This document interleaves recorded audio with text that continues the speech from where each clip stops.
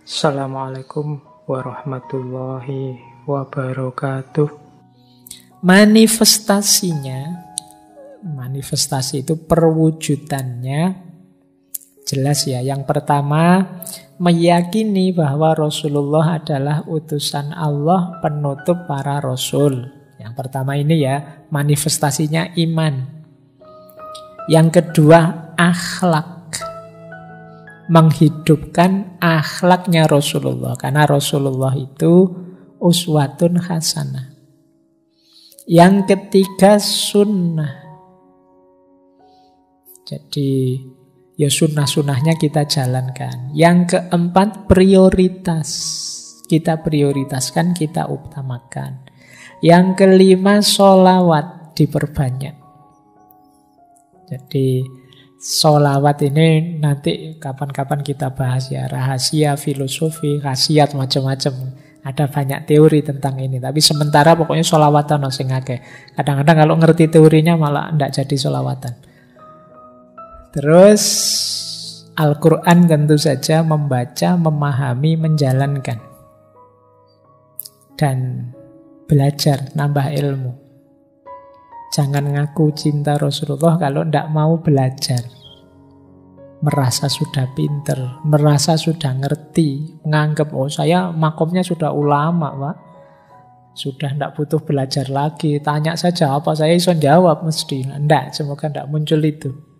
Kalau mencintai Rasulullah ya cinta ilmu, siap belajar. Termasuk mencintai yang dicintai Rasulullah.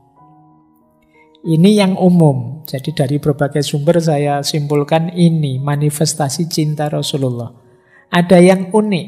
Ini silahkan teman-teman cari kitabnya Syekh Ibnu Athaillah As-Sakandari, Tajul Arush Al-Hawi li Tahdhibin Nufus. Kata beliau, manifestasi cinta pada Rasulullah itu 4. Yang pertama, qanaah. Merasa cukup.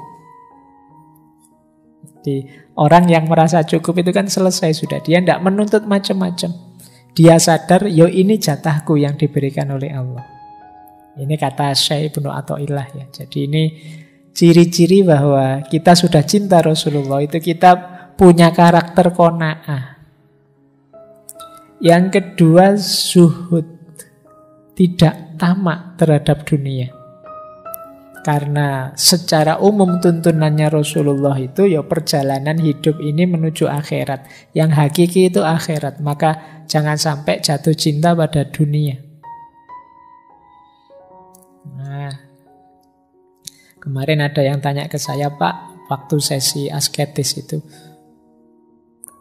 Kan itu ada materi zuhud. Pak, kalau saya zuhudnya besok saja lah Pak. Kalau sudah sukses, sudah kaya, sudah segalanya terpenuhi baru saya zuhud. Apa jaminannya? Waktumu masih banyak. Jadi latihanlah zuhud.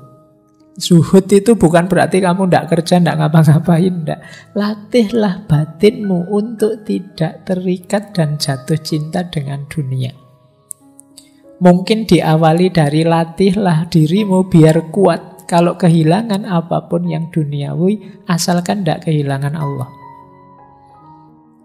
Nah, ini membangun mental zuhud. Tidak harus kamu uzlah ke hutan-hutan atau menjauh dari keramaian, tidak harus begitu. Tapi pelan-pelan latihlah batinmu untuk berwatak uzlah. Tidak tamak terhadap dunia, tidak terikat, tidak jatuh cinta pada dunia. Ini justru manifestasi cinta kita pada Rasulullah. Yang ketiga, tinggalkan ucapan perbuatan yang tidak ada gunanya. Hari ini mungkin manifestasinya antara lain percakapan-percakapan di medsos yang tidak produktif. Yang isinya hanya mengeruhkan pikiranmu, tinggalkan saja. Kata Nabi, min khairi islamil mar'i tarkuhu ma la ya'ni. Di antara tandanya baiknya keislaman seseorang itu dia meninggalkan yang bukan urusannya. Kita itu sering dipaksa untuk ngurusi yang bukan urusan kita di medsos. Apa saja ingin kita komentari.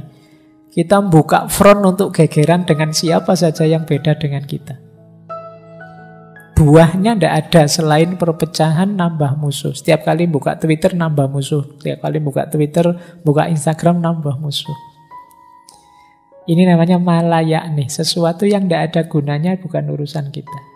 Boleh tinggalkan saja. Toh yo komentarmu juga tidak terlalu penting.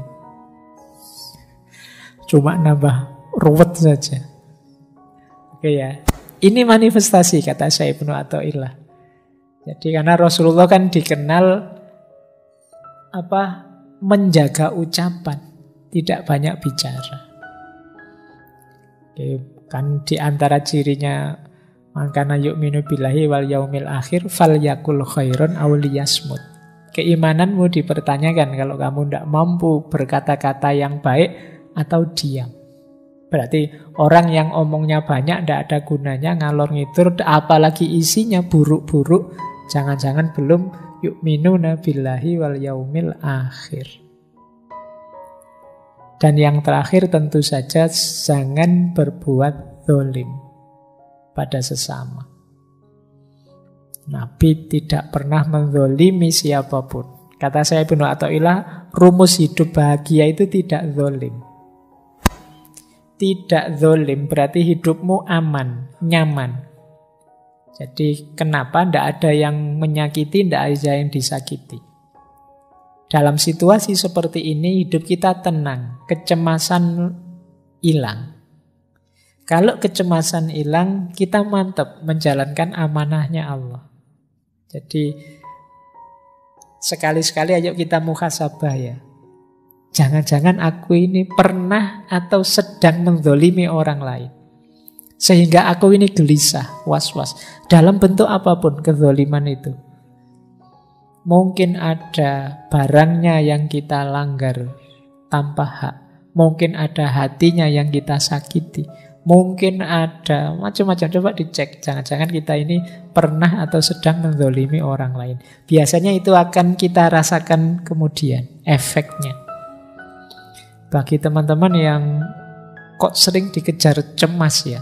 Hal-hal kecil tidak penting kok. Aku ini cemas. Kemungkinan kalau versi rumusnya saya Ibnu Athaillah ya mungkin jangan-jangan memang ada kezaliman yang kita lakukan. Entah pada siapa, tentang apa, atau jangan-jangan pada diri kita sendiri. Ya, nanti tema ini beberapa kali saya bahas di tema-tema self-love dan lain sebagainya. Oke, jadi ini tambahan dari tadi ya. Kalau tadi kan ada itu ikut sunnah dan lain sebagainya, nah ini tambahannya. Jadi orang yang mencintai Rasulullah itu qanaah, zuhud, hanya yang penting dan yang baik yang dikatakan dan yang dilakukan serta tidak zalim. Ini ciri-cirinya pecintanya Rasulullah. Oke, untuk malam hari ini saya cukupkan sekian dulu. Mohon maaf kalau ada yang kurang berkenan, mungkin 1-2 kekurangan apa, mohon dimaklumi. Kalau ada kekhilafan, kealpaan yang teman-teman ngerti benernya seperti apa, ya silahkan disampaikan. Kurang lebihnya mohon maaf. Wallahul muwaffiq, wallahu a'lam bissawab. Wassalamualaikum warahmatullahi wabarakatuh.